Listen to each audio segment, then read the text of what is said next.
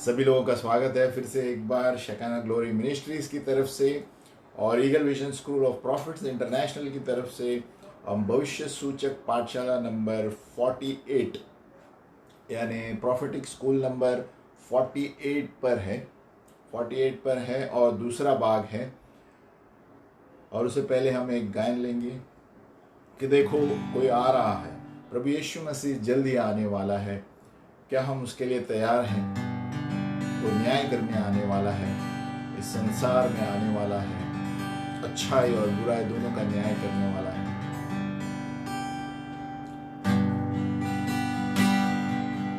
देखो कोई आ रहा है, ऐसा जलवा मसीह आ रहा है।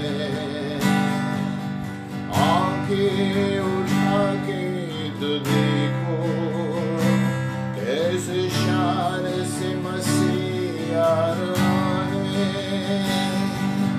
देखो कोई आ रहा है, कैसा जलवा मसीह आ रहा है। आंखें उठा के देखो कैसे शान से मसीह आ रहा है।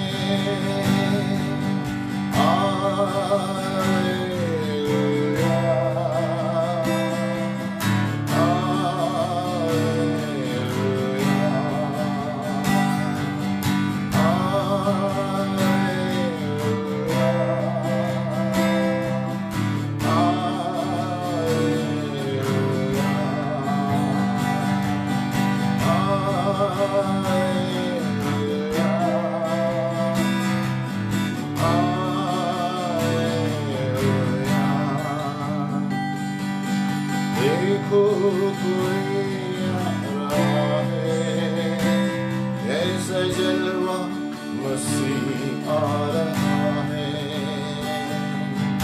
आंखें उठा के देखो ऐसे शान से मसीह आ रहा है।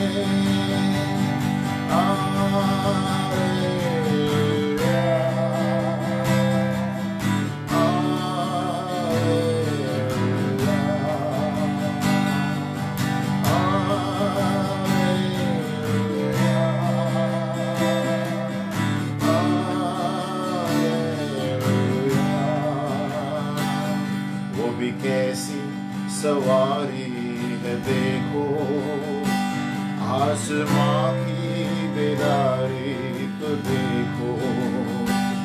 वो भी कैसी सवारी है देखो, आसमां की बेदारी तो देखो।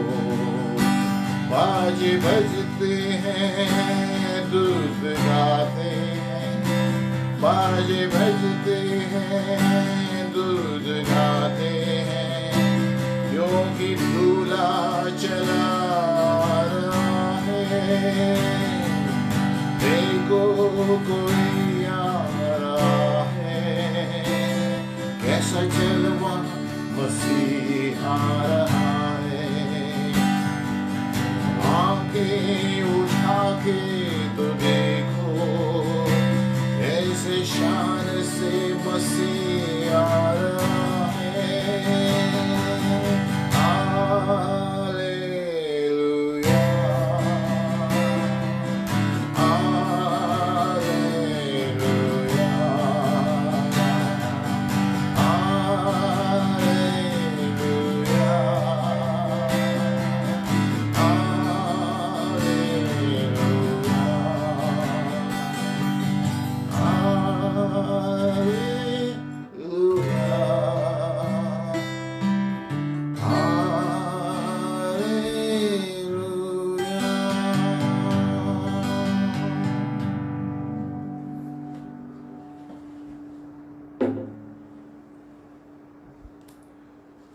Praise the Lord. हम पढ़ रहे थे भविष्य सूचक पाठशाला नंबर 48, प्रॉफिटिक स्कूल 48, यानी उसका दूसरा भाग हम देख रहे हैं। लेकिन उससे पहले हम देखेंगे गए बार मैंने क्या पढ़ाया था कि हमें हर वक्त एक अच्छा शिक्षक जो होता है पिछली बार क्या पढ़ाया था उसे सारांश में बताएगा और फिर आगे चलेगा। तो हम देखेंगे पिछली बार हम 48 में क्या सीख रहे थे कि भविष्यवाणी जो है वो संबंधित है, वो एक क्षेत्र के लिए दी जाती है, उस व्यक्ति के लिए दी जाती है या उस स्थिति के लिए दी जाती है जिसके लिए उस भविष्यद्वक्ता को पैदा किया गया है। अब समझो मैं भविष्यद्वक्ता हूँ तो प्रभु मुझे उसी क्षेत्र में बताएगा जहाँ पर मेरा कनेक्शन है। प्रभु ऐसे अभी रूस में क्या हो रहा है, रशिया में क्या हो रहा है मुझे नहीं बताएगा।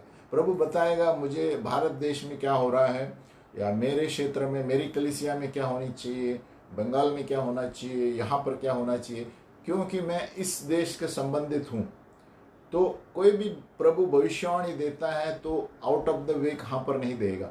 अगर रूस के बारे में बताएगा सामान्य रूप से बताएगा कि यहाँ पर बाढ़ आने वाले है, लेकिन अंदर क्या हो रहा है प्रभु नहीं बताएगा। लेकिन प्रभु ने हमें अपने देश में रखा है ताकि अपने लोगों को प्रोत्साहित करे, सांत्वना करे और शांति दी। तो भविष्यवाणी मुख्य रूप से यही है कि व्यक्ति को ऊपर लेके आती है, उसको सांत्वना देती है और प्रोत्साहित करता है ताकि उसके अंदर के छुपे हुए बाग जो है इस संसार में जो अंदर छुपे हुए हैं उसको बाहर ले आए। तो बहुत सारे लोग ये समझते हैं कि भविष्यवाणी ये है कि भविष्य के बारे में बताना है ना, अच्छा कड़क रूप से बताना कि तुम्हारा ये होगा वो होगा, एक गलत बात है। भविष्यवाणी इसके लिए है, पौलुस 1 कोरिन्थियों 14 में कहता है कि सांत्वना देने के लिए, प्रोत्साहित करने के लिए, उस व्यक्ति को जीवन में आगे बढ़ने के लिए, पीछे आने के लिए नहीं। अगर जो पाप भी किया है तो भविष्यद्वक्ता इस तरह बताएगा कि आप उसको पवित्र बनो और आगे बढ़ो। वो ये नहीं कहेगा कि प्रभु तुम्हें दंड देने वाला है या ये, क्योंकि हम कोई जांचने वाले नहीं होते किसको दंड देना है किसको नहीं देना है। हम सिर्फ ये करना चाहिए कि पवित्रता में आगे आए, प्रभु में आगे बढ़े, पीछे नहीं आए। तो ये भविष्यद्वक्ता का काम ये है कि व्यक्ति को आगे बढ़ाए, पीछे नहीं ले। और गई बार ये भी मैंने पढ़ाया था कि सभी विश्वासी लोग को भविष्यवाणी देने के लिए बुलाया गया, वरदान है। ऐसे नहीं कि सिर्फ भविष्यवाणी देने, भविष्यद्वक्ता भविष्यवाणी दे सकते हैं, वो भविष्यद्वक्ता का दफ्तर है। और एक है कि सभी लोग भविष्यवाणी करते हैं, सभी लोगों में आत्मा है जो विश्वासी है, क्रिस्ती लोग हैं। लेकिन प्रॉब्लम ये है हम इस्तेमाल नहीं करते। जब तक हम इस्तेमाल नहीं करेंगे हमें नहीं पता चलेगा कि मेरे अंदर ये भविष्यवाणी का वरदान है। तो सिंपल प्रोफेसी प्रोत्साहित करने के लिए, सांत्वना देने के लिए होती है और लोगों को बढ़ोतरी देने के लिए होती है। भविष्य के बारे में बताएगा अलग बात है, लेकिन भविष्यवक्ता का मुख्य मकसद ये है कि एक व्यक्ति को कलीसिया में और कहाँ भी हो उसको प्रोत्साहित करके अपने जीवन में आगे बढ़ाने के लिए ले चले, ताकि वो परमेश्वर के मकसदों को जाने। और फिर हमने ये भी पढ़ा था कि भविष्यवाणी जो देते हैं पवित्र आत्मा के बगैर नहीं दे सकते। बहुत सारे लोग अपने मन से दे सकते हैं, है ना। तो हमें जांचना चाहिए कि ये भविष्यवाणी कहाँ से आती है। बहुत सारे लोगों के पास विश्वास है, सबके पास विश्वास है, लेकिन उस विश्वास में पवित्र आत्मा नहीं है। तो हम भावी करने वाली आत्मा, जादू टोना की आत्मा से भी भविष्यवाणी दे सकते हैं। तो हमें देखना है जो भविष्यद्वक्ता भविष्यवाणी दे रहा है उसका बैकग्राउंड क्या है, चरित्र क्या है, किधर से आया है और कितने साल से है और किसके नीचे है। तभी हम जानेंगे कि सही भविष्यद्वक्ता है या नहीं।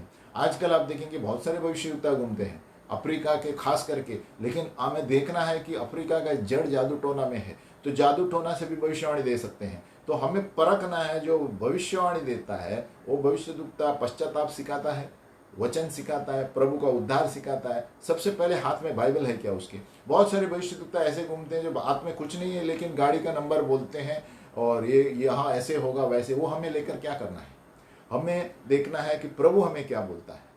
बहुत सारे भविष्यद्वक्ता ऐसे हैं जो बाइबल में कम झांकते हैं और बस सभा में घूमते रहते हैं और भविष्यवाणी करते हैं, लेकिन उसका मतलब क्या है, उससे क्या होने वाला है। हमें ये सारी चीज़ें जाननी चाहिए कि जो भविष्यवाणी करता है क्या मेरे अंदर कुछ उत्साह पैदा हुआ। भविष्यवाणी करने के बाद मैंने बाइबल पढ़ने का निर्णय किया, भविष्यवाणी देने के बाद मैं अंदर से शांति मिली। ये सब चीज़ें इंपॉर्टेंट है। ये नहीं कि इसने गाड़ी नंबर बताया इसका, आप इधर जा रहे हैं आप उधर जा रहे हैं, वो तो अलग बात है। प्रभु से क्या लेना देना है। तो दूसरी आत्माएं भी है जो भविष्यवाणी कर सकती है।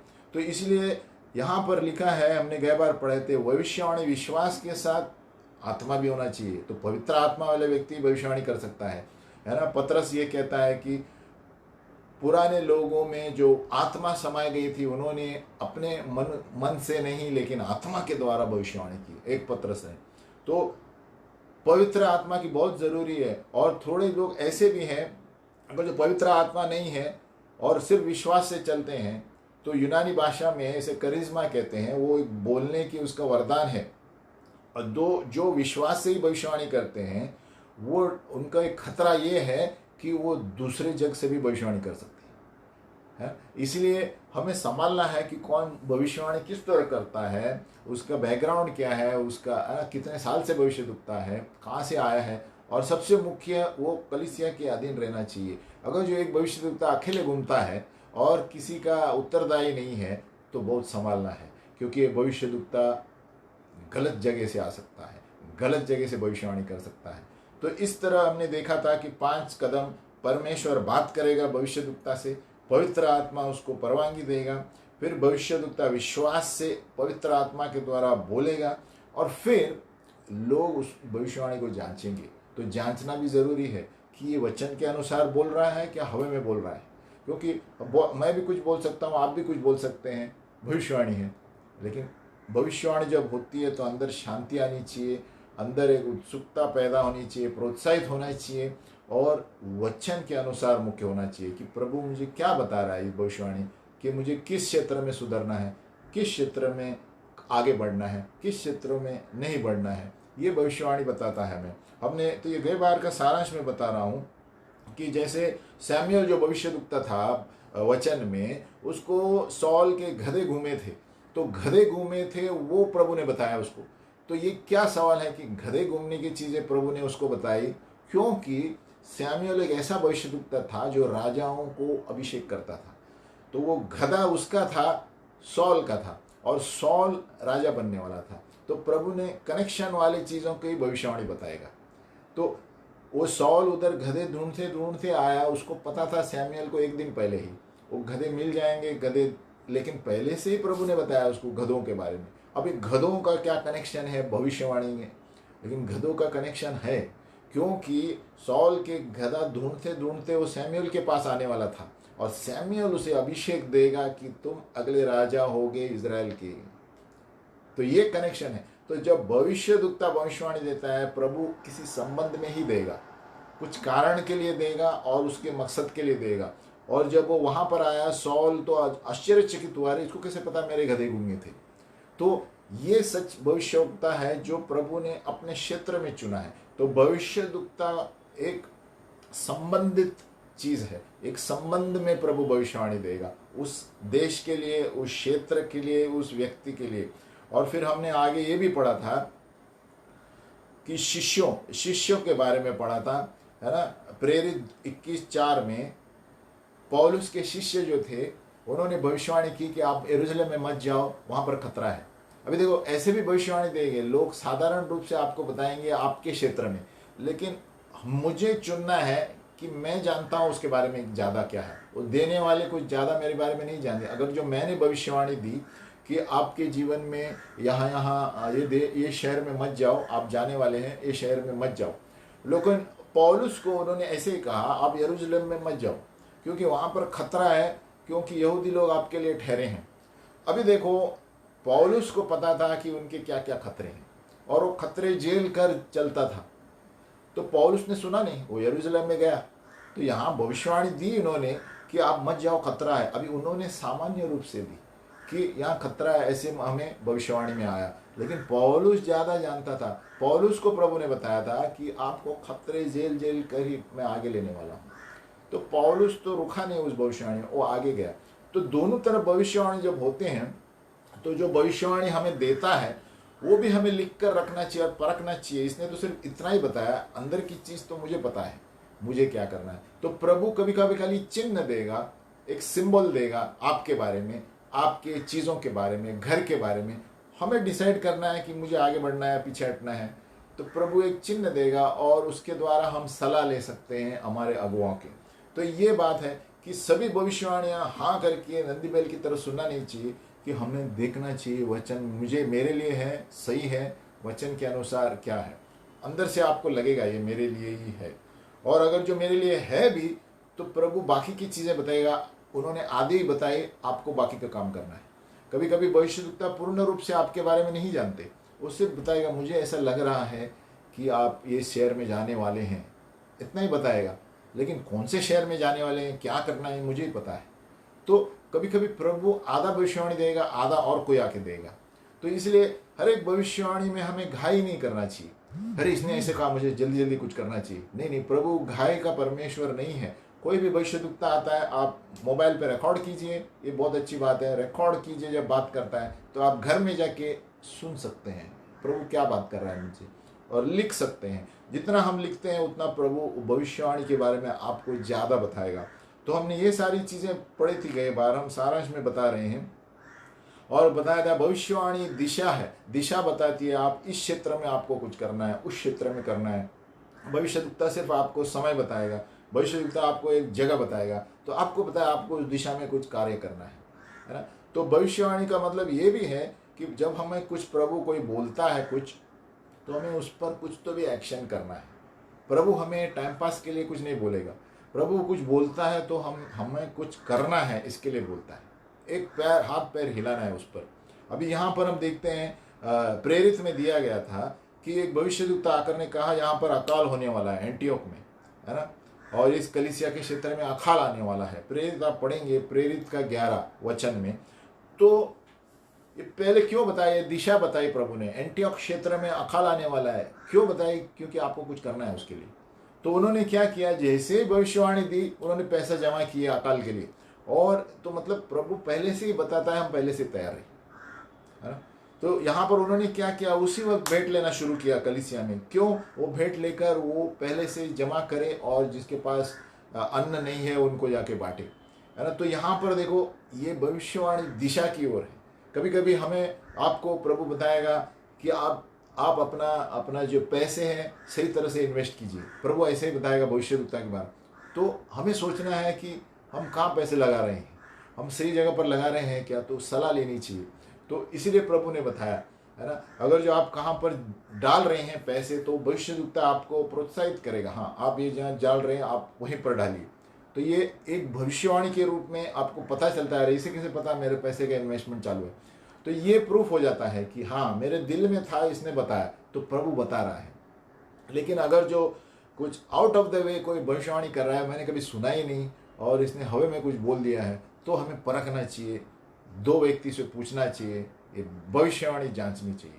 तो हर एक भविष्यवाणी को समय लेना, कुछ घाई नहीं करना है। कोई भविष्यवाणी देता है, लिख के रखना है, 4 आदमी से पूछना है, फिर निर्णय लेना है, हाँ ये मेरे लिए ही है या मेरे लिए नहीं है। या हमें उसको लिख कर प्रार्थना में रखना है और उस पर प्रार्थना करना है। भले 1 हफ्ता जाए, 2 हफ्ता जाए, 1 महीना जाए, कुछ घाई नहीं है। परमेश्वर के घर में 1000 दिन 1 दिन के बराबर है। तो शैतान है जो हमें घाई घाई कराने के लिए सोचता है। तो ये सारी चीज़ें हम सारांश में पढ़ रहे थे गए बार। आज हम पढ़ेंगे भविष्यवाणी में बढ़ना कैसे, यानी कोई आपको भविष्यवाणी देता है, कैसे बढ़ेंगे, है ना, कैसे बढ़ना है। देखो सारी भविष्यवाणियां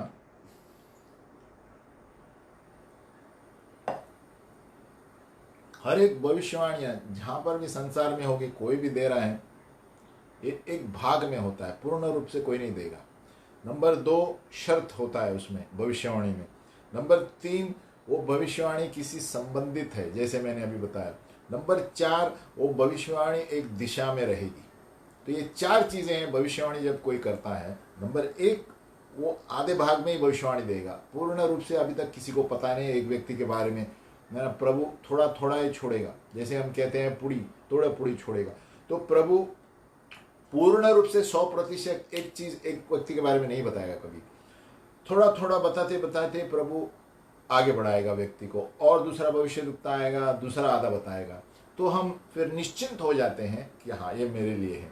तो नंबर 1 आधे भाग में भविष्यवाणी होती है। नंबर 2 शर्त होता है उस भविष्यवाणी में। क्या शर्त होता है कि आपको कुछ करना है, तभी ये भविष्यवाणी पूरी होगी। आप बैठे रहेंगे और उसको भविष्यवाणी को शोकेस में रखेंगे, कुछ नहीं होने वाला। नंबर 3 वो भविष्यवाणी संबंधित है, आपके लिए है, आपके परिवार के लिए होंगे, आपके बच्चे के लिए होंगे। नंबर 4 वो भविष्यवाणी एक दिशा में बता रही है, कुछ उस बता रहा है, कुछ क्षेत्र में आपको कुछ करना है। तो ये 4 चीज़ें भविष्यवाणी में होती हैं। और इसमें बढ़ने के लिए अगर जो हम कलीसिया में स्तुति आराधना करेंगे अपना जीवन स्तुति और आराधना का रहेगा तो बहुत आसान होता है भविष्यवाणी को जानना, क्योंकि परमेश्वर बात करता है। आराधना के वक्त कलीसिया में, चर्च में आपको आवाज़ें आएगी, स्वर्गदूत के द्वारा बातें सुनाई देंगी, या तो दूसरा कोई आके वचन बताएगा। तो आराधना में और स्तुति में जितना हम रहेंगे तो परमेश्वर के दूत वहाँ पर मौजूद है और भविष्यवाणी तेजी से चलती है। तो हमारा जीवन एक स्तुति और आराधना का जीवन होना चाहिए। नंबर दूसरी बात, हमारा एक उपवास और प्रार्थना का जीवन भी होना चाहिए। उपवास भी होना चाहिए। प्रभु के अंग में सबसे मुख्य हार यहाँ पर है कि कोई कोई वचन हम समझते नहीं हैं, है ना, और आदमी के पीछे भागते हैं पूछने के लिए, ये क्या है, वो क्या है। हम प्रार्थना में बैठे, प्रभु इसका अर्थ मुझे बताओ, जब तक मैं कुछ नहीं करूँगा। तो हम प्रभु से मांगते नहीं है। हमें वचन कुछ समझ में नहीं आता, भले आदमी से मांगना चाहिए, लेकिन प्रभु में उपवास करके, प्रभु इसका अर्थ क्या है मेरे जीवन के लिए, ये भविष्यवाणी दी गई थी, इसका अर्थ बताओ। तो प्रभु जरूर बताएगा, है ना। हमें इधर से उधर भागने की जरूरत नहीं है। कोई कोई लोग सिर्फ पूछते रहते हैं इसका मतलब क्या है, उसका मतलब क्या है। आप रोज प्रार्थना में बैठेंगे 1 घंटा, प्रभु वचन का मतलब बताएगा, क्योंकि प्रभु ने हम सबको अभिषेक दिया है। आगे पढ़ेंगे, महिमा और भविष्यवाणी।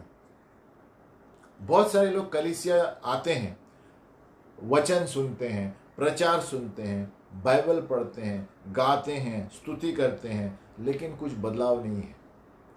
बदलाव क्यों नहीं है ना। और बहुत सारे पापी लोग ऐसे ही कलीसिया छोड़ते हैं, एक कलीसिया से दूसरे कलीसिया भागते हैं, इससे उतरे। कारण क्या है? क्योंकि परमेश्वर की महिमा से स्पर्श नहीं हुए। परमेश्वर की उपस्थिति से जब आदमी स्पर्श हो जाता है, तब तक वो व्यक्ति नहीं बदलता। तो हमें प्रार्थना करनी चाहिए, प्रभु तेरी महिमा, मुझे तेरी महिमा देखनी है। कलीसिया में जब भी जाते हैं, प्रभु मुझे तेरी महिमा देखनी है ना। परमेश्वर की महिमा हर एक विश्वासी को और संसार वाले को बदल देता है, कोई भी हो, है ना। और कलीसिया ऐसी जगह है जहाँ पर आप ये महिमा अनुभव करेंगे। कलीसिया में अनुभव करेंगे जब आप आत्मा और हृदय से गाएंगे। प्रभु का वचन कहता है दिल और सच्चाई से वंदना करनी चाहिए। यीशु मसीह ने कहा यूहन्ना में। तो परमेश्वर की साक्षात उपस्थिति महिमा लेकर आती है और उसके द्वारा जीवन बदल जाता है एक व्यक्ति का, है ना।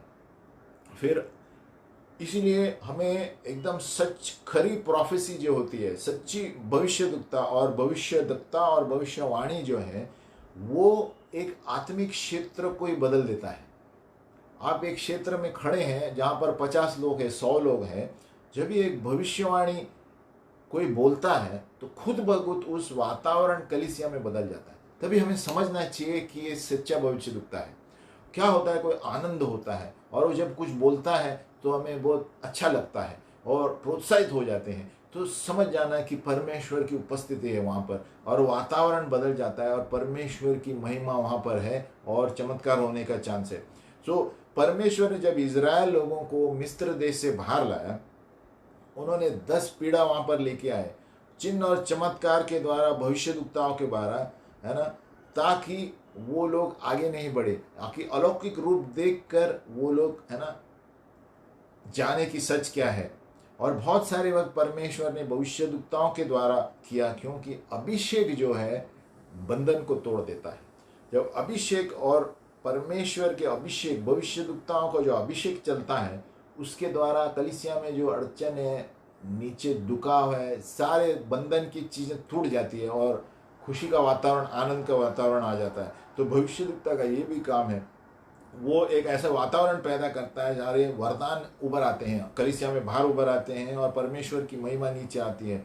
और जैसे मैंने बताया, इजराइल को मिस्र देश से उन्होंने पीड़ा के द्वारा, बड़े बड़े पीड़ाओं के द्वारा चिन्ह चमत्कार जो मिस्र देश में किए, इजराइल लोगों को बताना चाहता था प्रभु कि देखो मैं जीवित हूँ, है ना, मैं ही तुम्हें बचा सकता हूँ, है ना, और अलौकिक रूप से मैं ही कर सकता हूँ, है ना। तो उन्होंने सब देखा और वो आश्चर्यचकित हो गए इजरायली लोग, है ना। तो इसीलिए बताया प्रभु ने उनको कि मैं तुम्हारा यहोवा हूँ, मैं तुम्हें मिस्र से छुड़ाया हूँ, है ना, मिस्र दासत्व से। अभी हमारा जो अभिषेक है उसको कार्य में लाना बहुत ज़रूरी है ना। अभी जब एलाइजा जो था उसको स्वर्ग में लिया गया एलाइजा, तो उन्होंने अपना चादर नीचे फेंका ऊपर जाते समय, चादर यानी अभिषेक ओढ़नी एलिशा के ऊपर, क्योंकि एलिशा ने पूछा था कि मुझे दुगना अभिषेक चाहिए आपसे, है ना।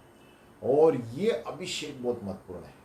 जब तक अभिषेक नहीं है परमेश्वर का, वो भविष्यद्वक्ता में पावर नहीं है, सामर्थ नहीं है, क्योंकि अपने आप से हम कुछ नहीं कर सकते। हम भले ही गाएंगे, कुछ भी करेंगे, लेकिन उसमें अगर जो अभिषेक नहीं है प्रभु का, कुछ नहीं होगा। हम बड़े बड़े कॉलेज स्कूल में कोई गाने के लिए सीखने के लिए जाते हैं, बड़े बड़े स्कूल में सीखे हैं, लेकिन अभिषेक नहीं है।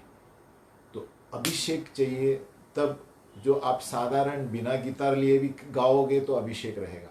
तो परमेश्वर का अभिषेक एक बात है, और हम बड़े बड़े कॉलेज में जाके सीखते हैं एक बात है, क्योंकि सीखने से हम ज्ञान बढ़ता है, लेकिन वो ज्ञान में अगर अभिषेक नहीं है परमेश्वर का, हम आगे नहीं बढ़ सकते। प्रभु की महिमा के बिना कार्य नहीं होता। अभी बहुत सारे जो लोग हैं बड़े बड़े ऑर्गन खेलते हैं, है ना, हम देखा है हमने, ऑर्गन खेलते हैं लेकिन अंदर से सामर्थ्य नहीं है। तो ये क्या कारण है? क्योंकि ये लोग प्रार्थना में नहीं बैठते। ये लोग सीखने के लिए सब जाते हैं म्यूजिक, प्रार्थना में नहीं बैठते, वचन नहीं पढ़ते, लेकिन ये संसारिक रूप से सीख रहे हैं। तो सभी लोग गा सकते हैं, लेकिन जब परमेश्वर का अभिषेक रहता है, वही व्यक्ति अगर जो प्रार्थना में बैठता है डेली 1 घंटा, वचन पढ़ता है, वो जब खेलेगा तो उसमें फर्क नजर आएंगे, बाल खड़े होंगे गाते समय, क्योंकि इसका परमेश्वर का अभिषेक उतर आया है। तो जब हम वचन पढ़ते हैं, परमेश्वर का अभिषेक, परमेश्वर का वचन एक आईना है, तो हमें हमारी असलियत बताता है। तो इसलिए रोज वचन पढ़ना चाहिए।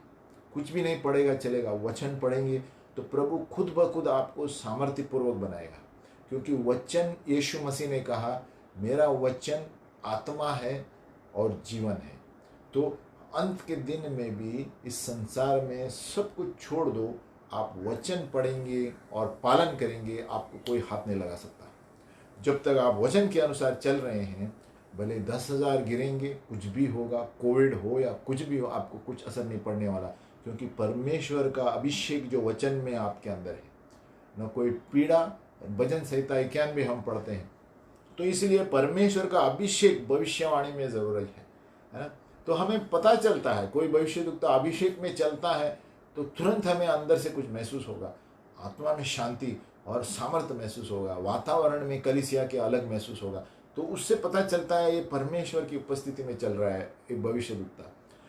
और नहीं तो बहुत सारे भविष्यद्वक्ता ऐसे हैं जो हवा में सब कुछ बोलते हैं, आप ये गाड़ी नंबर में है, आपका पति इस वक्त यहाँ से यहाँ जा रहा है, ऐसे भविष्यद्वक्ता है बहुत। आप इधर खड़े होकर बोलेंगे आपके पति इस वक्त ये गाड़ी नंबर में यहाँ से यहाँ जा रहे हैं, तो वो सब लोग खुश होते हैं, हाँ सही है सही है, सब सही है, लेकिन इसका अर्थ क्या है बताने में?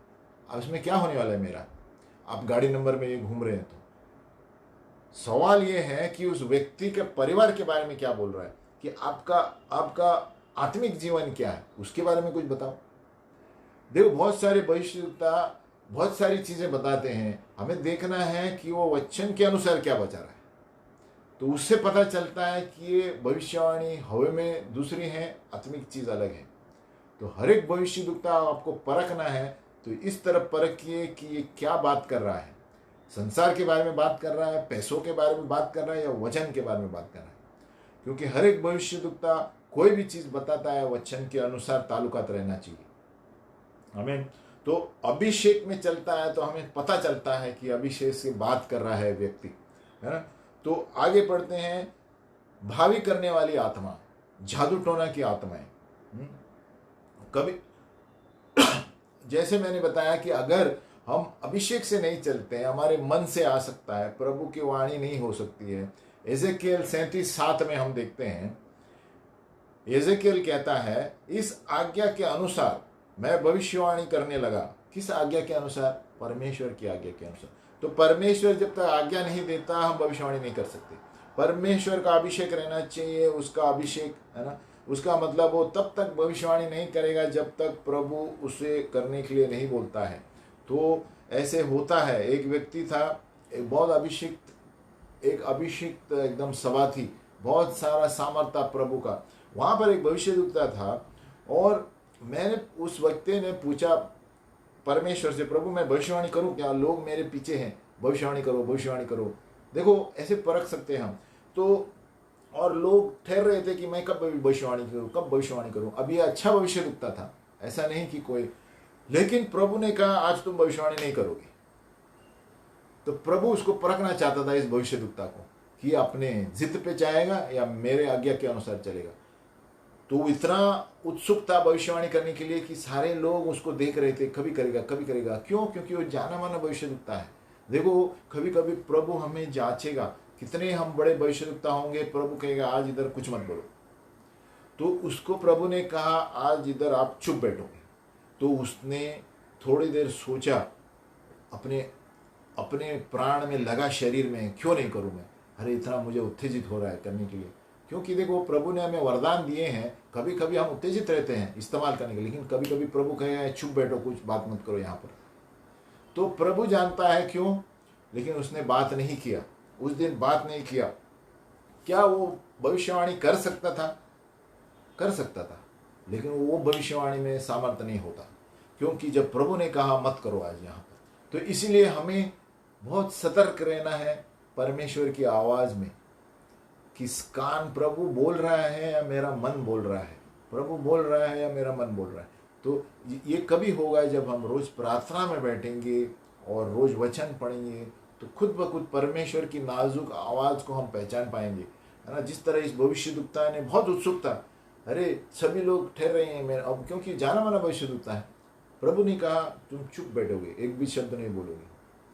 तो या तो प्रभु इसको परख रहा है, देखने के लिए अपने जिद पर भविष्यवाणी कर रहा है, तो उन्होंने नहीं किया। नम्र बनाओ, क्योंकि ऐसे हो सकता है कभी कभी प्रभु कहे यहाँ पर कुछ मत करो, यहाँ पर बात मत करो, यहाँ पर आज गाना मत गाओ, प्रभु बोल सकता है।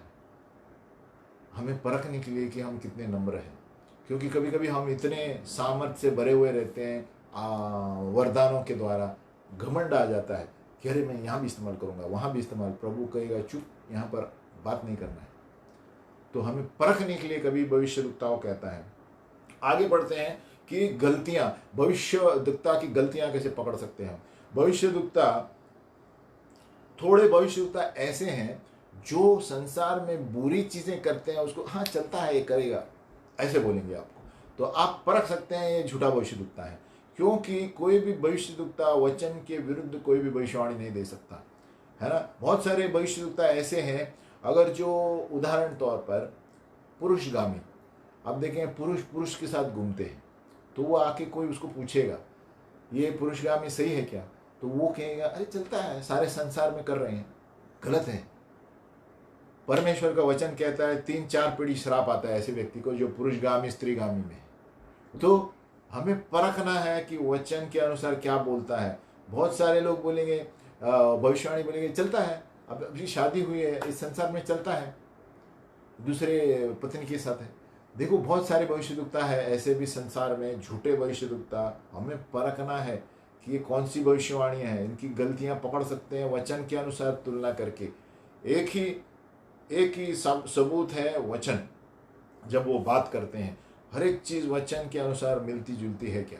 अगर जो नहीं है तो हमें 4 लोगों से पूछना चाहिए भविष्यवाणी स्वीकार करने से पहले, नहीं तो वो भविष्यवाणी के द्वारा कलीसिया में समस्या आ सकती है, परिवार में समस्या आ सकती है।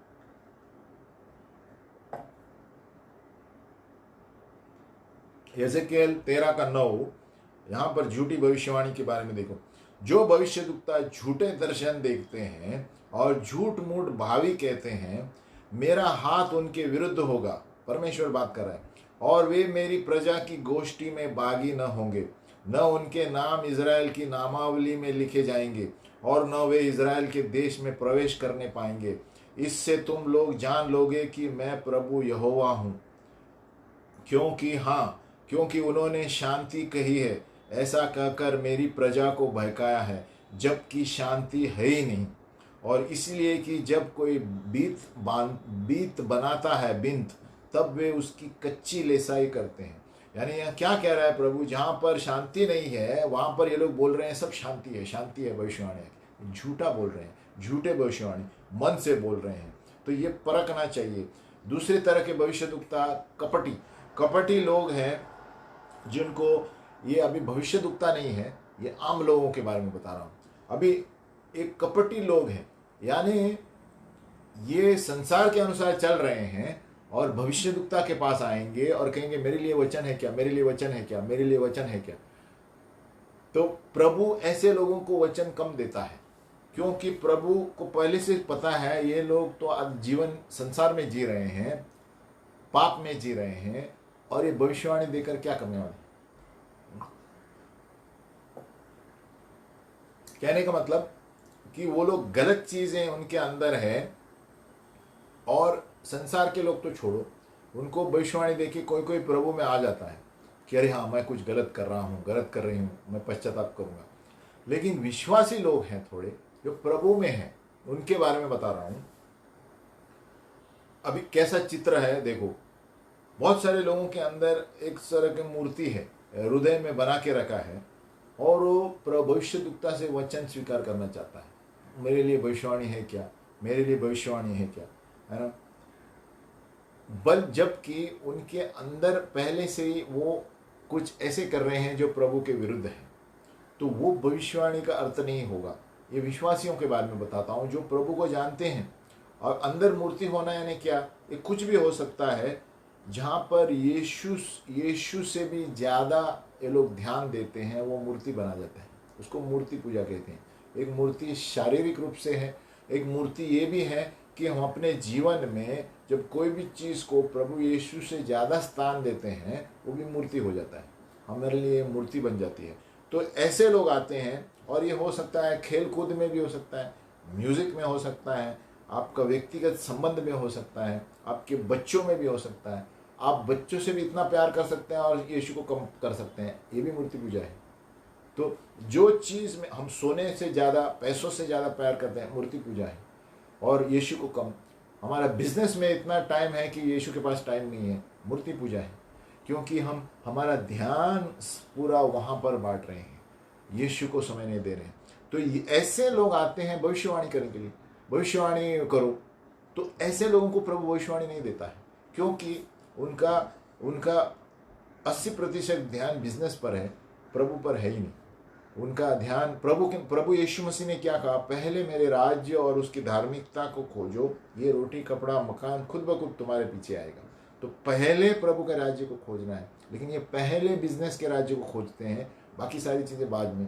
तो ऐसे लोग आते हैं भविष्यवाणी स्वीकार करने के लिए कि हम ऐसे लोगों को मैं उत्तर नहीं दूंगा, है ना, ऐसे लोगों को कुछ भविष्यवाणी नहीं दूंगा। इसका मतलब क्या है कि वो लोग वही सुनना चाहते हैं जो उनके बिजनेस के बारे में है, वो लोग वही सुनना चाहते हैं कि अरे मेरे बच्चों के बारे में क्या। क्यों? क्योंकि उन्होंने अपना पूरा ध्यान बिजनेस में डाला है, सोना में डाला है, बच्चों पर डाला है, यीशु पर ध्यान ही नहीं है। तो इसलिए प्रभु ऐसे भविष्यवाणी देता ही नहीं है इनको, क्योंकि ये लोग यही सुनना चाहते हैं जो उनके कानों के लिए अच्छे हैं, जो मेरा बिजनेस के लिए अच्छा है।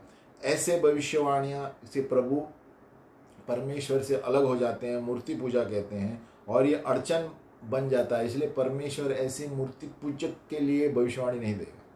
ये विश्वासियों के बारे में बता रहा हूँ। और तो ये मूर्ति पूजा के क्षेत्र में वो अलग कर देगा। बहुत सारे लोग ऐसे भविष्यद्वक्ताओं के पास आते हैं व्यक्तिगत भविष्यवाणी के लिए, जो अंदर से हृदय में मूर्ति बनाए बैठे हैं, है ना। ये परमेश्वर के समर्पित नहीं है, या कलीसिया में समर्पित नहीं है किसी के साथ, है ना। और कभी कभी कलीसिया में जाते भी नहीं है बलवा करने की वजह से, लेकिन भविष्यवाणी चाहते हैं सुनने के लिए। इसीलिए हमें सावधान रहना चाहिए कि अगर जो हम ऐसे भविष्यद्वक्ता है और कलीसिया में जाते हैं, ऐसे लोग हैं, तो ऐसे वहाँ भविष्यवाणी करके अपना समय मत बिताओ, क्योंकि ये वही सुनना चाहते हैं जो संसारी रूप पे सही है ना। वो ये नहीं सुनना चाहते कि मुझे सुधरना है, इस क्षेत्र से प्रभु को समय देना है, नहीं सुनेंगे। ये देखो, ये परखने की आत्मा होनी चाहिए। जब प्रभु बताएगा हमें कि ऐसे ऐसे लोग भी हैं, ऐसे ऐसे लोग भी हैं जो प्रभु को जानते हैं, लेकिन 80% समय अपना बिजनेस में देंगे, बच्चों में देंगे, यानी उनको मूर्ति बना के रखा है। पत्नी भी हो सकती है, पति भी हो सकता है ना। और प्रभु को समय कम, लेकिन ये चीज़ों को ज़्यादा, है ना, दुनिया की चीज़ों को ज़्यादा समय देना, ये मूर्ति पूजा हो जाता है। ऐसे लोग आके जब भविष्यवाणी मांगते हैं, तो उनके हृदय में उनको पता है कि नहीं, मुझे वही सुनना है जो मेरे बिजनेस के बारे में क्या बोलेगा, है ना। तो ऐसे लोग भी होंगे। तो ये कपटी लोग कहते हैं। यीशु मसीह ने कहा था जिनके हृदय में मूर्तियां हैं, हाँ, और उनको भविष्यवाणी सुनना चाहते हैं। प्रभु ने एजेकियल को यही कहा था, क्या मैं उनका प्रश्न का उत्तर दूंगा? हाँ? अगर जो कोई मेरे साथ ऐसे मूर्ति हृदय में लेके आए और प्रभु की खोज में है, प्रभु कह रहा है एजेकियल, क्या मैं उनको उत्तर दूं? यानी उत्तर नहीं देने वाला है, कि प्रभु हमारे हृदय के अंदर की बातों को जानता है ना। तो इसलिए हमारा हृदय साफ जितना रहेगा उतना भविष्यवाणी आएगी, आपका जीवन बदलेगा और प्रभु आपको कामयाब करेगा। आगे बढ़ते हैं। भविष्य सूचक दर्शी है। भविष्यवाणी के क्षेत्र में ऐसे लोग हैं जो दर्शन देख सकते हैं। अभी मैं आपसे बात कर रहा हूँ तो कभी मैं देख सकता हूँ कि इसके पीछे क्या हो रहा है, तो ये भविष्य सूचक दर्शी कहते हैं इसे, है ना। ये क्या कहते हैं? ये वरदान है जो सपने में आते हैं, इनको प्रभु दर्शनों में कुछ चीज़ें बताता है ना। और ये एक तरह के चौकीदार हैं, तो दूर से क्या होने वाला है पहले से प्रभु दर्शन में बताता है। और ये पहले से ही बताएंगे कि आपको ऐसे ऐसे हैं, संभाल के रहो, ये 1 साल में ऐसे कुछ होने वाला है। एक दर्शन में प्रभु दूर की चीज़ें बताता है। ये दर्शन के द्वारा वो लोग प्रार्थना करते हैं, प्रभु इसका अर्थ क्या है ना। तो ये भविष्य सूचक दर्शी, है ना। पुराने नियम में बहुत सारे हैं, है ना। अलग अलग तरीके के लेंस है। जिस तरह मैं भी चश्मा पहना हूँ, तो जितना हम पहनेंगे उतना शार्प नज़र आएगा। जितना अपने कैमरा, जो मोबाइल के कैमरा है, जितने आपके MP है उतने शार्प नज़र आते हैं। तो उसी तरह के दर्शी भविष्य युक्त है, जो एकदम तेज दिखाई देता है उनको, आगे 1 साल पीछे क्या होने वाला है, तेज दिखाई देता है आपके बारे में 1 साल में क्या होने वाला है। एकदम ये टेलीस्कोप की तरह उनकी आंखें हैं, दर्शन में प्रभु बताता है ना। तो अलग अलग रेंज में भविष्य दुखता है। ऐसे कोई आपको 6 महीने में क्या होने वाला है बताएगा, कोई आपको बोलेगा 1.5 साल रुको, ऐसा होने वाला है। तो ये आगे के क्षेत्र में तेज दर्शन है, दर्शी कहते हैं इसे, भविष्य दुखता। फिर आगे हैं भविष्य सूचक संगीतकार। भविष्यवाणी संगीत से भी कर सकते हैं। अभी हमने ज़्यादातर, हमें आदत है भविष्य दुखता सभा में आते हैं, ऐसे देखते हैं, लेकिन ऐसे भी भविष्य दुखता है जो संगीत से भविष्यवाणी करते हैं, बोलते हुए।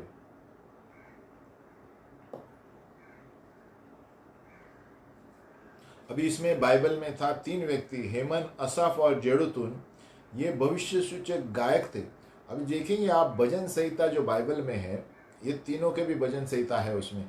तो ये लोग जब गाते थे, एक तरीके की भविष्यवाणी है।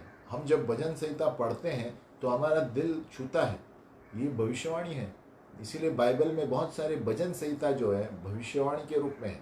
आज भी जब हम पढ़ते हैं तो हम इस्तेमाल करते हैं, स्वीकार करते हैं। तो ये कभी कभी गाते गाते मुंह से दूसरों के लिए भविष्यवाणी करेंगे, है ना। जैसे हम गिटार बजा रहे हैं, गिटार से आपके जीवन में ये होने वाला है, ऐसे गायन बोल के भविष्यवाणी करेंगे। आपके जीवन में प्रभु कह रहा है, नाम लेंगे किसका, है ना। तो ये तरह की भी भविष्य दुखता है, जो जैसे प्रभु आत्मा में दिन भर दिन, शैतान अपने सामर्थ्यों से बढ़ रहा है, प्रभु अपनी आत्मिक पवित्र आत्मा से अलग अलग क्षेत्रों से कार्य करता है ना। तो ये म्यूजिशियन भविष्य दुखता है।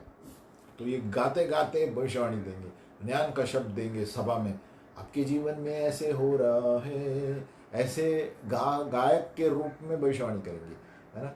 तो इसलिए सभाओं में हमारे कान आँख खुले रहने चाहिए। ऐसे स्तुति आराधना में भविष्यवाणियाँ बहुत ज़्यादा होती है। सच्चे दिल से जहाँ पर स्तुति और आराधना होती है, वहाँ पर आप परमेश्वर की उपस्थिति मौजूद देखेंगे। और स्वर्गदूत जब भी उतर आते हैं तो शुरू हो जाते हैं सारी चीज़ें कार्य करने के लिए, भविष्यवाणी, दर्शन। और बहुत सारे ऐसे भविष्य दुखता है जो परमेश्वर के वचन को गाने में लेकर भविष्यवाणी करते हैं, है ना। ये मुझे भी अच्छा लगता है। कभी कभी भजन संहिता लेकर हम गायन लिखते हैं। तो ये एक तरीके के भविष्यवाणी है, क्योंकि जब हम गाते हैं तो सामने वाला जब सुनता है, प्रभु उसके मन में कुछ कार्य करेगा। तो ये भविष्य दुखता गाने के द्वारा भी है। और आगे पढ़ेंगे, भविष्य दुखता जो है एक स्वयं कभी कभी उदाहरण बनकर एक चिन्ह रहता है। यानी मैं भी हो सकता हूँ, आप भी हो सकते हैं। एक स्वयं चिन्ह किसके द्वारा, वचन के द्वारा या उदाहरण के द्वारा प्रभु उस व्यक्ति को एक चिन्ह बनाता है। जैसे उदाहरण देंगे, एक यशाया था, वो एक तरीके के चिन्ह है, स्वयं उनका आकार ही एक चिन्ह है। भविष्यद्वक्ता यशाया, भविष्यद्वक्ता अगाबस। अभी एक उदाहरण है अगाबस, प्रेरित के 21 में अगाबस एक भविष्यद्वक्ता था। 21:10-11 मैं पढ़ता हूँ। उसने हमारे पास आकर पौलुस का पटका लिया और अपने हाथ पांव बांध कर कहा, पवित्र आत्मा यह कहता है कि जिस मनुष्य का यह पटका है उसको यरूशलेम में यहूदी इसी रीति से बांधेंगे। ये भविष्यवाणी कर रहा है पौलुस के बारे में, उसका कैसे उनको बंद करेंगे और अन्य जातियों के हाथ में सौंपेंगे। तो ये देखो अगाबस ये स्वयं क्या कर रहा है, किसी का पट्टा लिया उसने, अपने इस पर बांध दिया। तो ये एक भविष्यवाणी के रूप में कुछ चिन्ह बता रहा है कि पौलुस का ऐसे होने वाला है ना। दूसरा एक उदाहरण है एलिशा। एलिशा ने एक राजा को बताया, 2 राजा 13 में एलिशा ने राजा को बताया, आपकी तीर हो सके उतना जोर से मारो। तो यहाँ पर राजा 13 का 2 राजा 13 पढ़ रहा हूँ। तब उसने कहा, पूर्व की खिड़की खोल। जब उसने उसे खोल दिया तब एलिशा ने कहा, तीर छोड़ दे।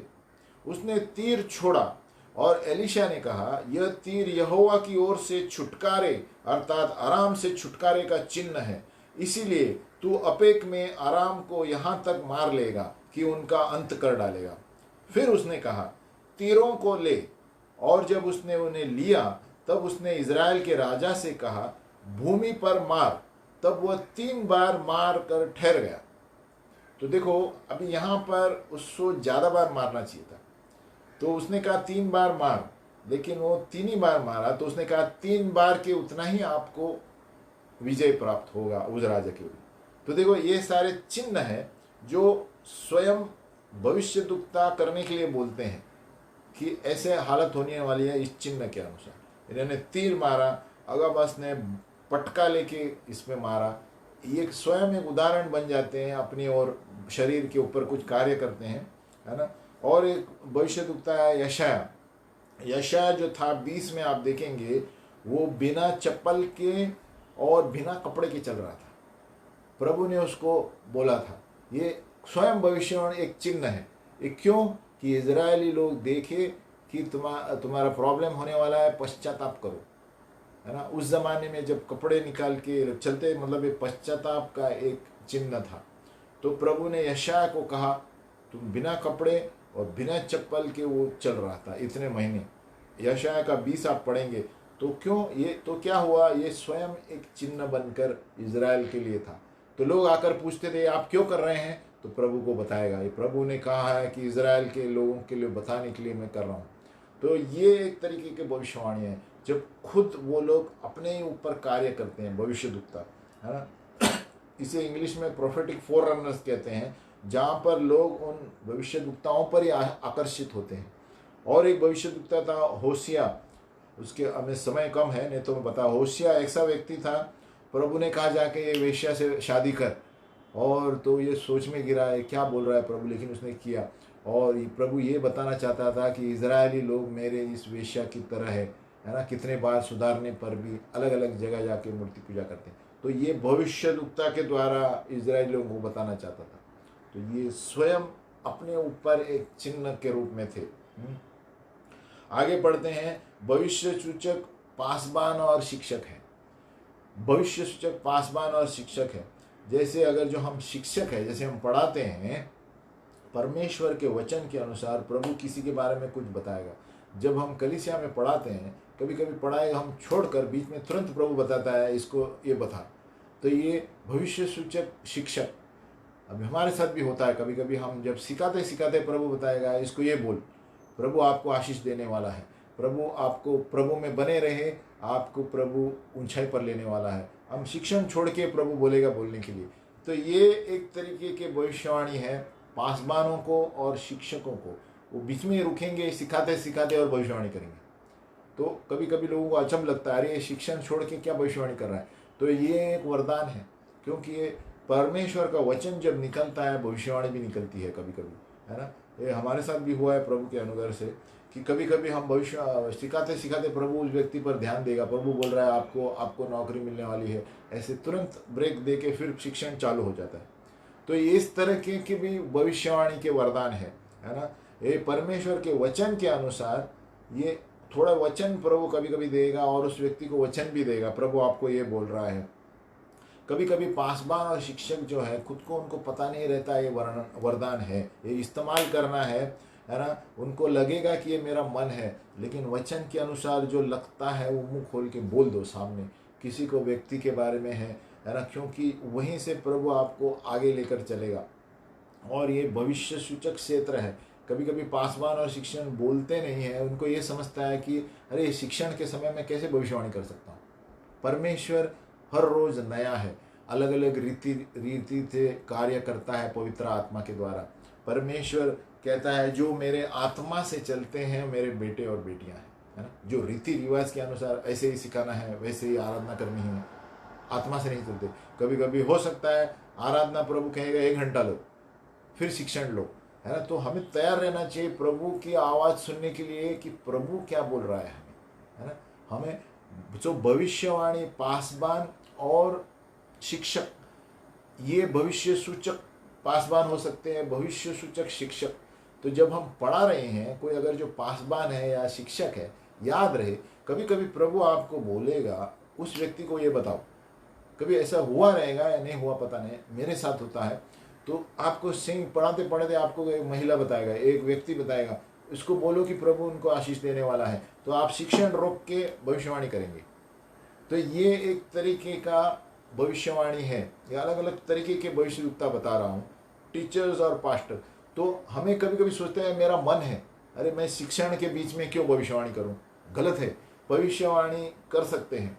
प्रभु कभी कभी आने वाले दिनों में ऐसी सारी चीज़ें इस्तेमाल करने वाला है। जब आप सिखा रहे हैं, प्रभु आपको भविष्यवाणी देगा किसको बोलने के लिए। आप सिखाने का रोक के प्रभु बोलेगा इसे बोल पहले, बाद में सिखाने का आगे करा। क्योंकि अगर जो आप उस वक्त भूल जाएंगे, बाद में नहीं मिलेगा आपको मौका। तो शिक्षक और भविष्य पासवान, इसके लिए प्रोत्साहित करना चाहता हूँ कि जब भी आप कुछ कार्य कर रहे हैं, तुरंत प्रभु एक भविष्यवाणी देगा किसके बारे में। जो भी आप सिखा रहे हैं, प्रभु उस व्यक्ति का चेहरा बार बार आपके सामने आएगा। जब आप सिखा रहे हैं सभा के सामने, तो प्रभु कुछ बोलना चाहता है उसको, उसी वक्त आपका शिक्षण रोकिए और भविष्यवाणी कीजिए, क्योंकि ये एक नया तरीका है प्रभु इस्तेमाल करता है। आत्मा में लगे तो करना, नहीं तो बार बार प्रभु बोलेगा उसको बोलो, उसको बोलो। भले आप सिखा रहे हैं, लेकिन प्रभु बोलेगा आप उसको ये बोलो, ये बोलो। तो हम रुकाएंगे, प्रभु आपसे ये बोल रहा है कि ये वचन के अनुसार आपका जीवन बदलने वाला है, फिर शिक्षण चालू कीजिए। तो इस तरह के भविष्यवाणी भी होते हैं पासवान और शिक्षणों के लिए। फिर आगे पढ़ते हैं भविष्य सूचक सुसमाचार वाले। अभी आज के दिन के लिए सुसमाचार वाले सभी हैं, लेकिन अगर जो आप देखेंगे, जो सुसमाचार वाले दर्शन देखेंगे और ज्ञान का शब्द बोलेंगे, वो व्यक्ति जल्दी प्रभु के पास आता है। क्यों? क्योंकि उन्होंने कुछ चिन्ह देखा जो मैं जानता था ही नहीं, लेकिन उसके बारे में मैंने बताया। तो सुसमाचार देते समय भी प्रभु आपको ज्ञान का शब्द देगा, दर्शन देगा। किसी गांव में जाएंगे आप, कहाँ पर भी जाएंगे, हमारे साथ होता है, तो प्रभु आप तुरंत बताएगा कि ये ऐसे ऐसे। तो क्या होता है, वो व्यक्ति बोलता है अरे आपको कैसे पता। तो उससे क्या होता है, परमेश्वर का वचन जल्दी स्वीकार करते हैं और उद्धार देने में बहुत आसान होता है, क्योंकि ये भविष्यवाणी भी आपने की और सुसमाचार भी दे रहे हैं, है ना। तो इसे प्रॉफिटिक इवेंजलिस्ट कहते हैं। प्रॉफिटिक में बहुत सारी चीज़ें हैं, सिर्फ प्रॉफिट नहीं होता है। प्रॉफिटिक इवेंजलिस्ट है, प्रॉफिटिक म्यूजिशियन है, प्रॉफिटिक क्या कहते हैं, अभी हमने और कुछ सीखा था, प्रेरित है, आगे पढ़ेंगे। प्रेरित है, भविष्य सूचक के म्यूजिशियन है, गाते गाते भविष्यवाणी करेंगे। भविष्य सूचक डांसर भी हैं, आगे पढ़ेंगे। तो सुसमाचार देते समय मत्ती 4:23 में क्या कहता है, और यीशु सारे गलील में फिरता हुआ उनकी सभाओं में उपदेश करता और राज्य का सुसमाचार प्रचार करता और लोगों को हर प्रकार की बीमारी से दूर करता। तो क्या हो रहा है, वो चंगाई भी कर रहा है, तो लोग तुरंत सुसमाचार सुन रहे हैं। तो अलग अलग तरीके से भविष्य सूचक सुसमाचार हो जाता है ना। ये चंगाई कर रहा है, दुर्बलता को दूर करता, यानी जब वो देख के लोग तुरंत उसके पास खींचे चले आते हैं। तो सुसमाचार देते समय अगर जो ज्ञान का शब्द है, दर्शन दिखता है, तो आसान हो जाता है उनको समाचार देने में और आसान होता है उनको सुनने में, क्योंकि उनको पता चलता है अरे ज़रूर कोई इसमें बात है कि ये सारी चीज़ें कर रहा है। और यीशु ने वही किया। यीशु सारे गलील में फिरता हुआ उनकी सभाओं में उपदेश करता और सुसमाचार प्रचार करता और लोगों को हर प्रकार की बीमारी और दुर्बलता को दूर करता। तो दोनों चीज़ें साथ में कर रहा था। भविष्य सूचक भविष्यवाणी कर रहा है, चंगाई दे रहा है, दर्शन देख रहा है और समाचार भी दे रहा है। तो प्रोफेटिक इवेंजलिस्ट है। तो हमें कभी कभी अभी अभी हम पासवान होंगे या शिक्षक होंगे, हमें 3-4 तरह के वरदान हैं, तो सभी को इस्तेमाल करो, सभी को इस्तेमाल करो जहाँ पर भी हम जाते हैं। ये ऐसा नहीं है कि कोई ट्रेनिंग की तरफ है, उस वक्त आत्मा आपको बताएगा क्या करना है। लेकिन कभी कभी हम मन में सोचते हैं ये मैं करूँ क्या नहीं, लेकिन हमें करना है। आज के दिन में प्रभु आत्मा अलग अलग तरीके से इस्तेमाल करता है, क्योंकि नहीं तो लोग विश्वास नहीं करते।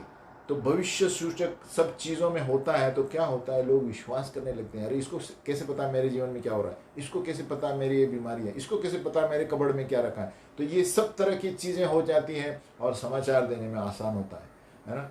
तो अभी आगे पढ़ते हैं। भविष्य सूचक प्रेरित है, प्रोफेटिक अपोस्टल्स।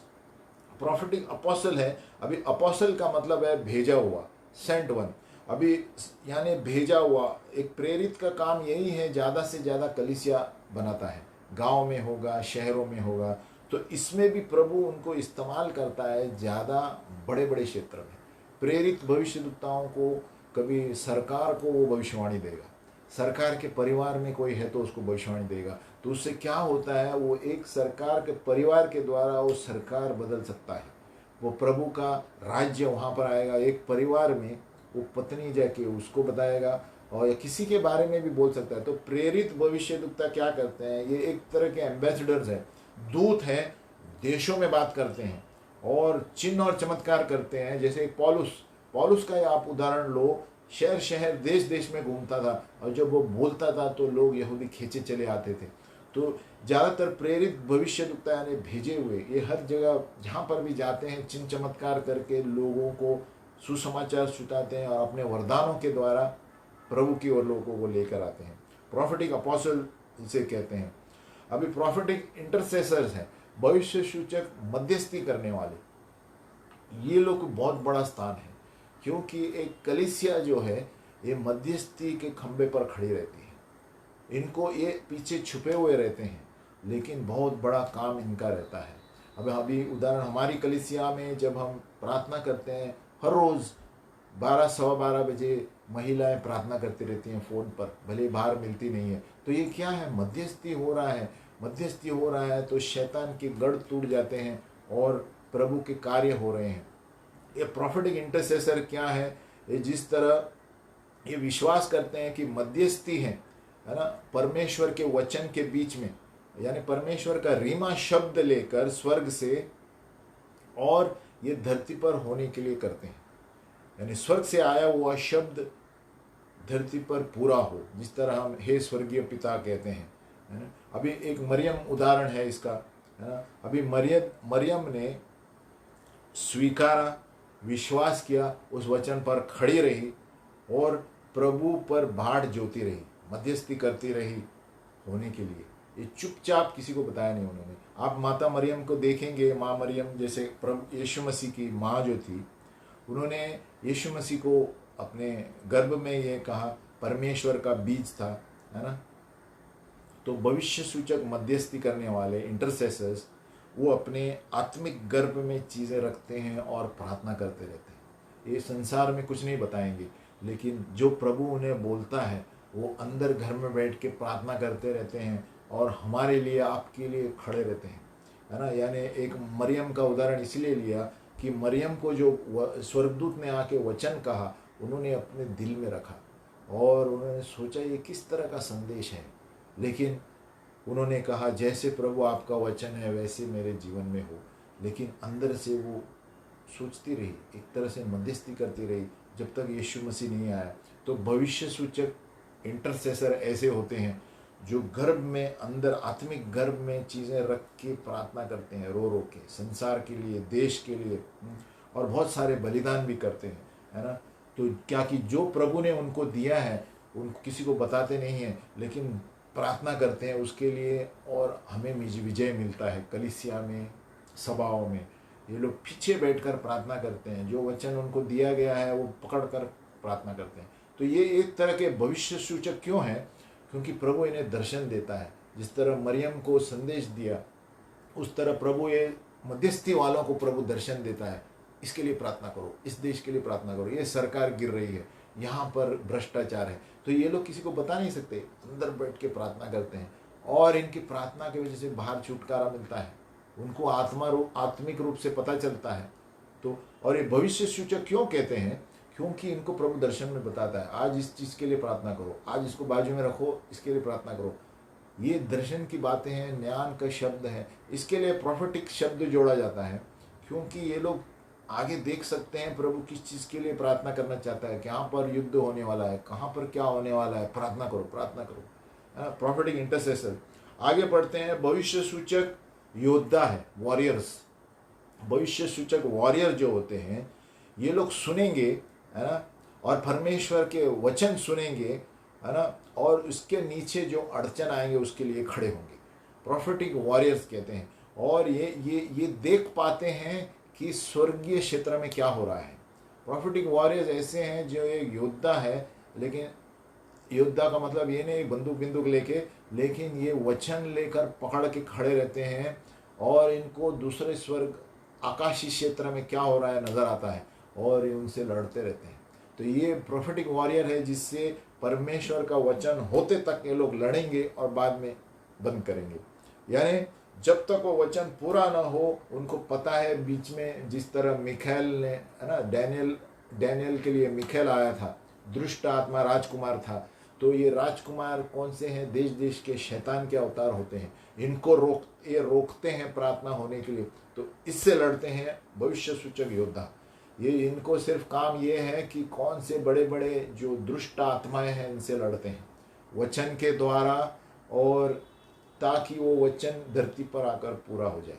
प्रोफेटिक वॉरियर्स कहते हैं इन्हें तुरंत नजर आता है, और वो वचन के अनुसार प्रार्थना करते हैं। प्रभु आपका वचन ये कहता है, जैसे योशुआ के लिए सामने आकर तलवार में स्वर्गदूत खड़ा था, तो इनके साथ स्वर्गदूत रहते हैं, और ये बिल्कुल लड़ते रहते हैं, वचन को लेकर लड़ते रहते हैं प्रोफेटिक वॉरियर्स। और ये लोग ज़्यादातर पूर्व में परमेश्वर के वचन में जुड़े हुए रहते हैं। वचन को पकड़ कर ही हम जीत सकते हैं, और कोई चारा नहीं है। वचन जितना पकड़ेंगे उतना हमारा विजय है। वचन जितना हम घोषित करेंगे हमारी विजय है, कलीसिया की विजय है। इसलिए हम बार बार बोलते रहते हैं, घोषित करो, घोषित करो। दिन में 25-30 वचन घोषित करते रहना चाहिए एक एक विषय में, तो वहाँ पर छुटकारा रहता है। आगे है भविष्य सूचक आर्टिस्ट और डांसर। भविष्य सूचक आकार यानी कला वाले और डांसर भी होते हैं, है ना। बहुत ये कम देखने को मिलते हैं, लेकिन बाहर गांव में बहुत देखने को मिलते हैं। ये प्रोफेटिक आर्टिस्ट क्या होता है? ये महसूस करने से कुछ कला बनाएगा, कुछ कार्य बनाएगा, और आप जब उसे देखेंगे तो आपको कुछ प्रभु बात करेगा उसके द्वारा। तो ऐसे भी भविष्य सूचक क्षेत्र है, प्रोफेटिक आर्टिस्ट कहते हैं। यानी वो देखेंगे, चीज़ों को महसूस करेंगे, उसके अनुसार कुछ बनाएंगे, और प्रभु उसके द्वारा बात करेगा। चित्र के द्वारा बात करेगा, पेंटिंग के द्वारा बात करेगा, वो कुछ चीज़ बनाएगा, क्ले, मिट्टी का, उसके द्वारा प्रभु बात करेगा। तो ये सारे भविष्य सूचक क्षेत्र भी हैं, और डांसर भी हैं, और ऐसे नाच वाले हैं भविष्य सूचक, जो अपने नाचों के द्वारा प्रभु किसी की तरफ विजय लेकर आएंगे। अपने नाच और स्तुति के द्वारा विजय लेकर आएंगे। अभी एक उदाहरण एक ही है मेरे पास, उसका एक उदाहरण था कि जब ये लोग नाच कर राजा यहोशाफत के समय, मुझे लगता है, तो ये इस तरह के एक डांसर थे। यहोशाफत के सामने बहुत बड़ी सेना थी, और उसके सेना बहुत कम थी।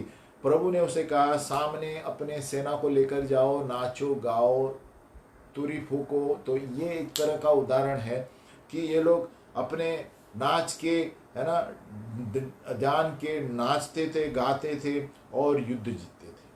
तो ये एक तरह के भी भविष्यवाणी होता है। जहाँ पर परमेश्वर का सामर्थ दिखाई देता है। और इनके द्वारा क्या होता है प्रभु, शैतानी के सारे सेना भाग जाते हैं, क्योंकि शैतानी सेना जब आती है और जब हमारी सेना नाचती रहती है कलीसियाओं में, इसलिए बहुत ज़रूरी है स्तुति आराधना में नाचना बहुत ज़रूरी है। नाचना पूरे हृदय से गाना ज़रूरी है, इससे शैतानी शक्तियाँ हिल जाती हैं, क्योंकि परमेश्वर के भविष्य सूचक क्षेत्र में स्वर्गदूत उतर आते हैं और हमारे साथ रहते हैं, है ना।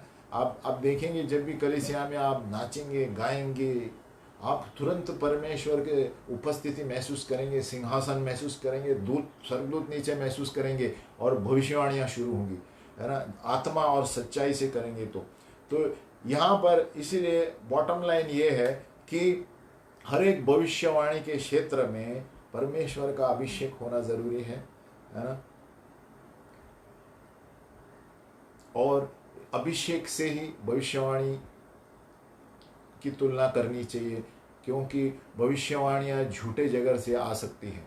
अगर जो एक व्यक्ति के पास भविष्यवाणी है और विश्वास है लेकिन अभिषेक नहीं है, तो संभालना चाहिए कि भविष्यवाणी कहाँ से आ रही है। और आप उस व्यक्ति को जानेंगे। सारांश में कहा जाए, एक भविष्यद्वक्ता का चरित्र से आप जानेंगे, एक भविष्यद्वक्ता कितने साल से कहाँ पर है आप जानेंगे, एक जाना माना भविष्यद्वक्ता आप जानेंगे किसके अधीन है क्या नहीं। ये बार बार मैं कहते रहता हूँ कि हर एक भविष्यद्वक्ताओं को किसी के अधीन होना है। यहाँ पर आज के दिन में बहुत सारे भविष्यद्वक्ता घूमते हैं, आप उनको पूछेंगे आप किसके नीचे हैं, वो लोग बोलेंगे नहीं मैं ऐसे ही चलता हूँ। गलत है, यहाँ पर कुछ गड़बड़ है। ऐसे भविष्यद्वक्ता से सावधान रहो। अगर जो हमारे कलीसिया में कोई आता है, किसी न किसी अधीन होना चाहिए। पौलुस प्रेरित में आप देखते हैं कितना बड़ा प्रेरित था, लेकिन कलीसिया के अधीन था। जो भी कुछ करता था कलीसिया में आके रिपोर्ट करता था और बोलता था आज ये हो गया, कल क्या करना है। तो अगर जो कोई भविष्यद्वक्ता अकेले घूमता है, किसी के आधार उत्तरदायी नहीं है, ऐसे भविष्यद्वक्ता का साथ देना डेंजर है, क्योंकि ये अपने इच्छा से भविष्यवाणी कर रहा है। क्योंकि प्रभु का वचन कहता है हर एक भविष्यद्वक्ता के नीचे रहता है। Profits are subject to the profits. तो हर एक भविष्यद्वक्ता दूसरे भविष्यद्वक्ता का उत्तरदायी नम्रता से कहता है, अगर जो मेरी भविष्यवाणी गलत है जांचो, वो कहेगा। लेकिन जो खुदगर्ज है वो कहेगा नहीं मैं सत्य हूँ, किसी को जांचने की जरूरत नहीं है। तो वहाँ पर हमें संभालना है भविष्यवाणी के क्षेत्र में। आज यहीं पर हम खत्म करेंगे। अगली बार हम प्रोफेटिक स्कूल 49 लेंगे, हम एक गायन लेंगे उससे पहले, और हम प्रार्थना करेंगे कि पिता परमेश्वर हमारी मन की आंखें खोल। हम रोज रात को जब सोते हैं, मैं भी करता हूँ, क्योंकि जब तक हमारी मन की आंखें नहीं खुलेगी, आत्मिक आंखें नहीं खुलेगी, ये सारे दर्शन की बातें, ज्ञान की बातें नहीं नजर आती। तो हमें प्रार्थना करना चाहिए कि हे पिता परमेश्वर मेरी मन की आंखें खोल, मेरी आत्मिक आंखें खोल। वे मेरी 2 आंखें हैं प्रभु, लेकिन एलीशा की तरह मुझे सारे स्वर्गीय चीज़ों को देखना है प्रभु। मुझे रास्ते में चलते समय देखना है प्रभु कि वहाँ क्या पर हो रहा है आत्मिक चीज़ में। मैं जहाँ पर भी चलता हूँ गांव में प्रभु, मुझे देखना है आत्मिक क्षेत्र में कौन से दुष्ट खड़े हैं, ताकि हम आसानी से लड़ पाए प्रभु।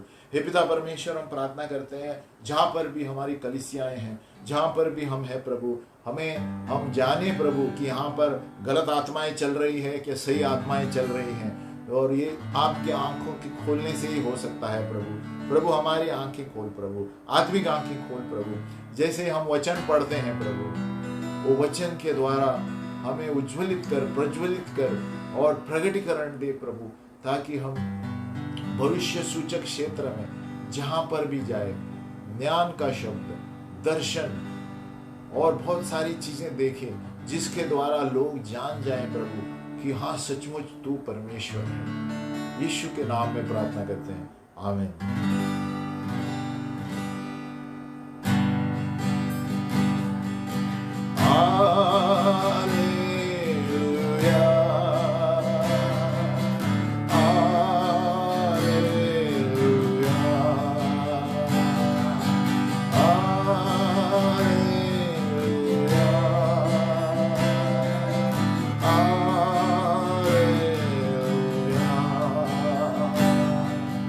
देखो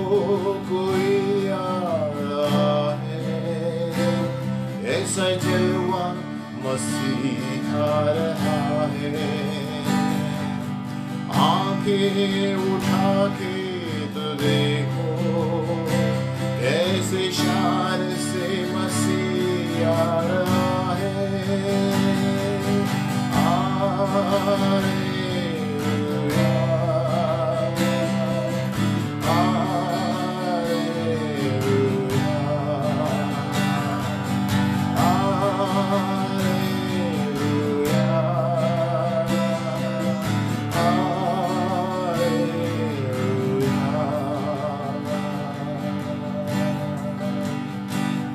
वो भी कैसी सवारी है देखो, आसमां की बेदाई तो देखो। वो तो कैसी सवारी है देखो, आसमां की बेदारी तो देखो।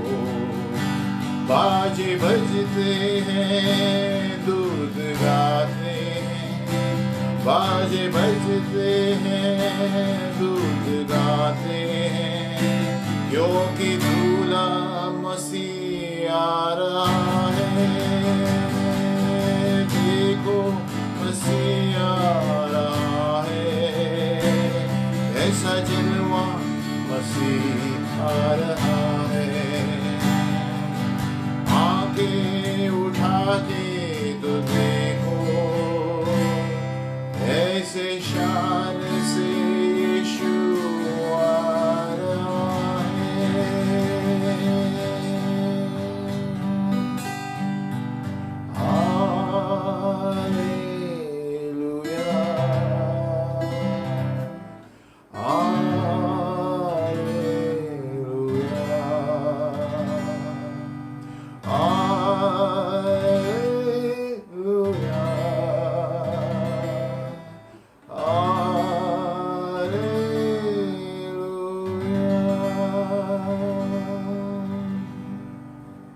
धन्यवाद।